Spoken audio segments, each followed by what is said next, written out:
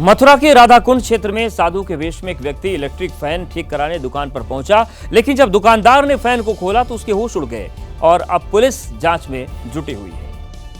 असल में electric fan पर साफ शब्दों में लिखा था मेड इन पाकिस्तान, यानी पंखे का निर्माण सरहद पार पाकिस्तान में हुआ। वहीं जब दुकानदार ने पंखे की फोटो खींची तो उसे लेकर आया व्यक्ति दुकानदार से झगड़ने लगा और बिना ठीक कराए पंखा लेकर वापस लौट गया। स्थानीय लोगों को आशंका है कि मेड इन पाकिस्तान पंखा ठीक करवाने पहुंचा व्यक्ति बांग्लादेशी घुसपैठिया हो सकता है। बहुत बांग्लादेशी अवैध रूप से रह रहा है और जिसकी हमने बार बार शासन को और प्रशासन को बहुत बार अवगत कराया है, लेकिन अभी तक कोई भी कार्रवाई नहीं हुई है। बांग्लादेशी घुसपैठ करने वाला एंगल इसलिए भी सामने आ रहा है क्योंकि 16 मई को ही मथुरा पुलिस ने ईंट भट्टों पर काम कर रहे 90 बांग्लादेशी घुसपैठियों को गिरफ्तार किया था। मानसून से पहले एमपी के इंदौर में बचाव की तैयारी शुरू हो गई है, जिसके लिए नगर निगम का बुलडोजर एक्शन में है और जर्जर मकानों को तोड़ा जा रहा है। इस दौरान पुलिस की भारी फोर्स भी मौजूद रही। कुछ इस तरह 3 मंजिला मकान ध्वस्त हो गया। पूरे इलाके में धूल ही धूल उड़ रही है। बुलडोजर फुल एक्शन में जर्जर मकान को तोड़ रहा है। ये इंदौर के छोटी ग्वाल टोली इलाके का वीडियो है। बरसात से पहले नगर निगम ने शहर के जर्जर और अवैध मकानों की एक लिस्ट बनाई। उसी लिस्ट में शामिल एक मकान को 2 बुलडोजर ने तोड़ डाला। नगर निगम का ये एक्शन शहर के अलग अलग इलाकों में चलाया जा रहा है ताकि बारिश से पहले आफत वाली इमारतों को गिराया जा सके। मध्य प्रदेश के गुना में अतिक्रमण हटाने गई टीम पर त्रिशूल से हमला कर दिया गया, जिसमें टीआई सुरेश सिंह कुशवाहा घायल हो गए। उन्हें इलाज के लिए अस्पताल में भर्ती कराया गया है। दरअसल मधुसूदनगढ़ भोपाल रोड पर प्रस्तावित बस स्टैंड की जमीन पर लेखराज कुशवाहा नाम के बुजुर्ग ने कई साल से अतिक्रमण कर रखा था। जब आज पुलिस प्रशासन बस स्टैंड की जमीन को अतिक्रमण से मुक्त कराने पहुंची तो लेखराज कुशवाहा गुस्से में आ गया और प्रशासनिक टीम पर त्रिशूल से हमला कर दिया,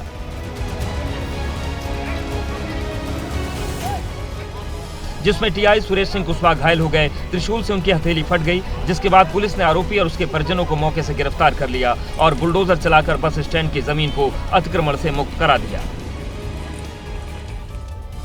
कोडरमा में तेल से भरा एक टैंकर पलट गया। टैंकर पलटते ही लोग उसे लूटने पहुंच गए। इस घटना के बाद रांची पटना मुख्य मार्ग पर जबरदस्त जाम लग गया। तेल का टैंकर ज्यों ही पलटा, उसे लूटने के लिए होड़ मच गई। जिसे जो भी बर्तन मिला वो लेकर दंदनाता हुआ सड़क पर पहुंच गया। लोग बाल्टी डिब्बा लेकर ऐसे भाग रहे थे जैसे अगर देर हो गई तो बहुत कुछ छूट जाएगा। इस वीडियो को देखिए। ये कोई पानी की किल्लत से परेशान जनता नहीं है, बल्कि तेल को लूटने के लिए मारामारी मची हुई है। टैंकर सड़क के किनारे पलटा था, लिहाजा जो टैंकर तक नहीं पहुंच पाया वो पास की नालियों से ही गिरा हुआ तेल लूटने लगा। टैंकर रांची पटना मुख्य मार्ग पर बंदरचुआ के पास बेकाबू होकर पलटा था।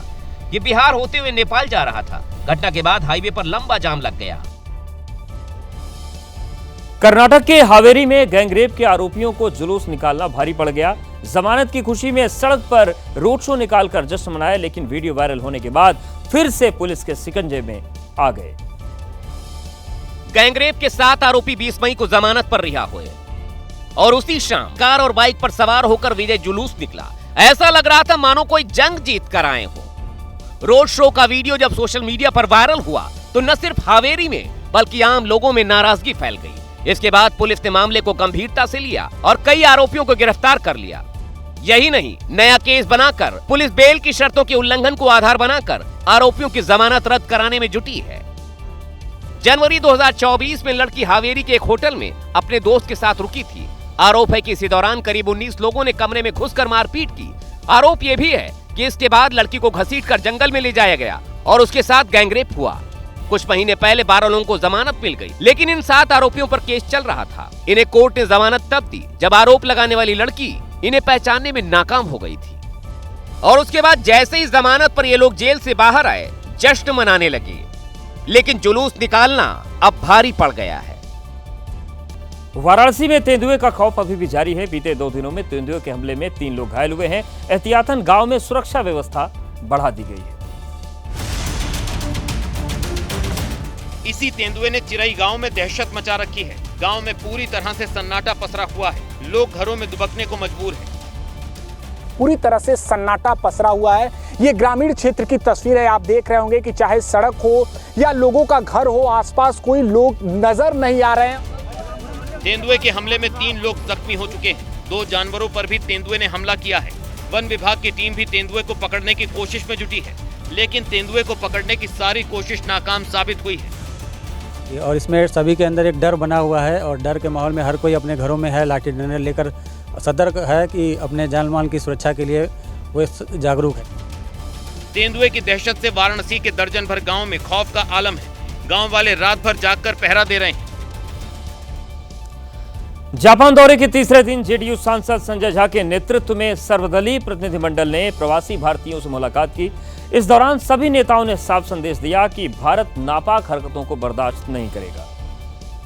सर्वदलीय प्रतिनिधि मंडल ने प्रवासी भारतीयों को वो तस्वीर भी दिखाई जिसमें भारत की कार्रवाई में मारे गए आतंकवादियों के जनाजे में पाकिस्तानी सेना के अधिकारी शरीक होते दिखे।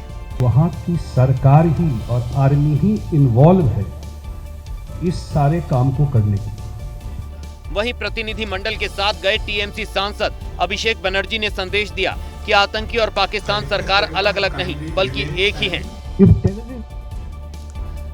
और यहां पर वक्त एक ब्रेक का है, लेकिन एबीपी न्यूज पर खबरें लगातार जारी है।